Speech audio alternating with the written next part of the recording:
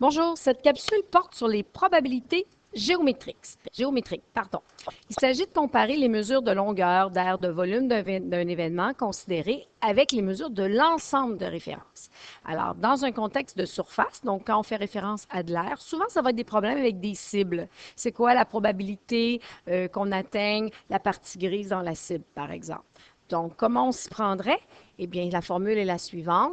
On doit aller calculer l'air de la surface à atteindre. Souvent, c'est la partie grisée dans les problèmes. R de la surface à atteindre sur tout ça est divisé par l'air total de la cible. Alors, si je prends l'exemple ici, le tout premier, on a une cible qui est de forme carrée et on lance un dard. Quelles sont les probabilités de gagner? Évidemment, là, on ne parle pas d'adresse ici, c'est vraiment du hasard. On truque un petit peu le problème, là. On veut juste savoir c'est quoi les probabilités d'atteindre la zone grise. Alors, dans un premier temps, je viens de dire que il faut aller trouver l'air de la surface à atteindre. Donc, l'air de la zone grise, c'est ce qu'on veut atteindre. R de ce qui est en gris, R grise. Nous avons quoi pour ce qui est en gris? Eh bien, on va regarder ça. On a ici, on ne le sait pas, mais ici, on sait qu'on a 10 et c'est un carré. Donc, c'est un 20 qu'il faut là. Donc, pour un carré, pour un rectangle, pardonnez-moi, c'est 20 fois 10 qui nous donne 200 cm². On a besoin d'aller calculer l'aire totale de la cible. Dans le cas présent, notre carré fait 20 par 20, donc 400 cm².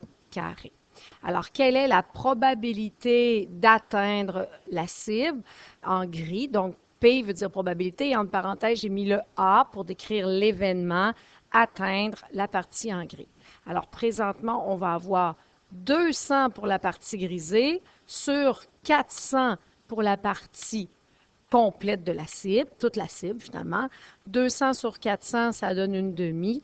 Donc, en pourcentage, 50 Les probabilités, tu peux les mettre en fraction réduite ou en pourcentage, un ou l'autre. Quand tu le mets en pourcentage, tu arrondis à l'unité. Si je vais à la deuxième cible, pour la deuxième cible, toujours le même principe, on va aller calculer l'aire de la partie grise. Ici, la partie grise est un disque, ça va nous prendre un rayon. Si on a un carré de 20, nous avons un rayon de 10 cm. Pour un disque, pardon, c'est pi R2. Donc, pi fois 10 exposant 2. 10 fois 10, 100. On peut laisser la réponse sous sa forme exacte. 100 pi centimètre carré. Pour le carré, ben écoute, on l'a déjà fait au numéro précédent, là. Donc, c'est le même carré qui fait 20 par 20. Alors, quelle sera la probabilité d'atteindre la zone grise? Nous allons prendre l'aire du disque et nous allons diviser par toute notre cible qui est un carré et tentons de trouver 400. Quand on effectue cette division-là, on trouve 0,7854. Tu comprendras que je ne suis pas allée simplifier la fraction. Avec le pi, c'est un nombre irrationnel. C'est sûr que ça ne se simplifiera pas sous forme d'entier. Alors, si on met ça en pourcentage et qu'on arrondit à l'unité, 79 Je te rappelle qu'en pourcentage, tu n'as qu'à multiplier par 100.